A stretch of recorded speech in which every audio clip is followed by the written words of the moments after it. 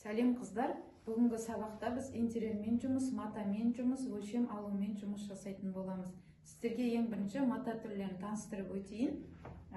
Мына менің қолымдағы картелка, бұл картелка барлықтарыңызда болу керек деп ойлаймын, өйткені клиенттің үйіне барған кезде сіздерге осы түстермен таңдап, осы түстер арқылы таңдап клиентке көрсететін боласыздар. Бұлардың астында номерлері болады, сол номерлерін жазу арқылы сіз мата алуға барған кезде сол номерлер арқылы ала бересіздер.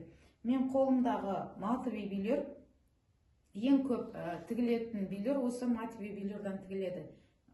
Билердің түрлері көп, глянцевый билер, матовый билер және ломанный билер болып бөлінеді. Ломанный билер кішкене жалтырақтау болып келеді. Матовый билер кішкене түгі ондай жалтырамай мат сияқты болып тұрады. А глянцевый осы матовый билерден кішкене жалтырақ болып келеді. Ал одан кейін мынау питек матасы. Бұл питек матасы ауа өткіздік қасиетке ие. Бұл кішкене билер матасына қарағанда жеңіл мата болып есептеледі. Бұл матадан біз нелерге, офистерге, садиктерге тіккен кезде жақсы үйлесім табады. Мынау атлас матасы. Бұл атлас матасы қазіргі кезде онша көп тігілмейді, өйткені көбіне билер матасынан тігеміз. Билер матасын түстерді мысалы екі неге бөлінеді: қою түстер, ашық түстер. Қою түстерге мына қара түстер, қоңыр түстер, мына жерде қатты көк түстер деген қою түстер. Бұлардан қазір ондай перде тігіле бермейді. Қазіргі кезде бізге ақшыл түсті перделер, ақшыл түсті маталардан перде тігіледі, өйткені көбіне қазір ақшыл түсті қолданылады. Енді тюльдің маталарымен таныстырайын. Тюльде көбіне қазіргі кезде сетка матасы қолданылады. Грек сеткасы деп айтылады. Көбіне ауа өткізгішті қасиетке. Одан кейін органза матасы бар. Органза матасын қазір көп қолданбайды. Одан кейін капрон бар. Капронды қолданбайды, өйткені көп капронға дақ түссе, ол капрон дақ кетпей қалады. Одан кейін лион матасы бар. Лион матасы ауа өткізгіш қасиетке ие, жуғанда да жақсы жуылып өтектеледі. Енді интерьермен жұмыс. Интерьермен жұмыста біз кішкене мына ерекшеліктерге мән беруіміз керек. Бірінші, сіз клиенттің үйіне барғанда, оның үйінің жарығына, күн түсетін, күн түспейтіндігіне, обойына, мебеліне, кілеміне сәйкестендіріп пердеңізді таңдайсыз. Түсінде солай пердеңіз, үйде қандай ең үлкен зат бар, сол үлкен затқа сәйкестендіріп таңдайсыз. Одан кейін сіз көз алдыңызға сол перденің қандай болатынын елестетіңіз. Сөйтіп, одан кейінгі жағдай қағазға эскизін сызып алыңыз. Болмаса, сіз Pinterest қосымшасы арқылы сол жерден неше түрлі перденің дизайнерлердің суреттерін таба аласыздар. Енді өлшем аламыз. Өлшем алу үшін бізге осындай рулетка керек болады. Бұл рулетка 7-8 метрліктерін алғандарыңыз дұрыс болады, қаттырағын алғаныңыз дұрыс.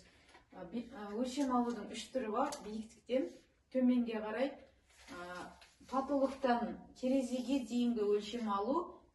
Мына терезеге дейінгі өлшем алу, бұл көбіне ас үй бөлмелерінде қолданылады. Одан кейін потолоктан мына жерге, терезеден төмен 15 сантиметр төмен, бұл ондай да өлшем бар. Ол қолға, мысалы, кішкене садиктерге алуға болатын өлшем.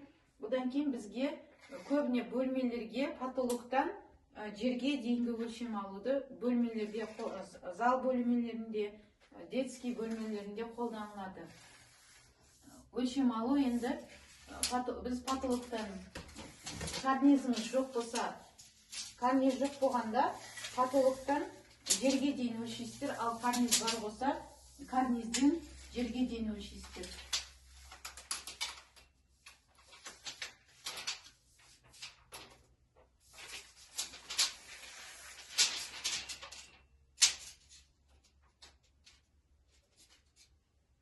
Екіде 55 болып тұр.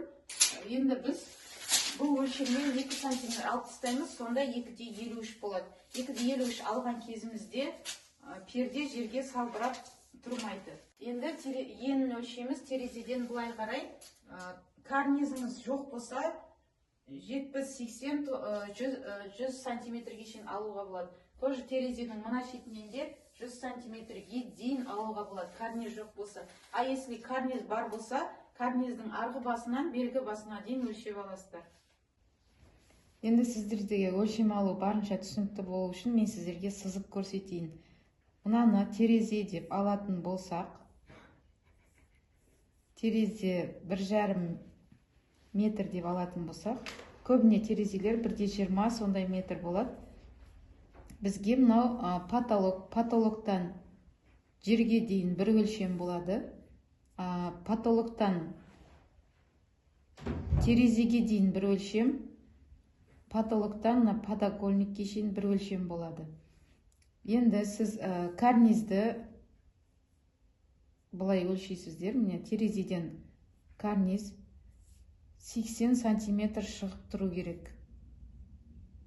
80 сантиметр шығып тұру керек.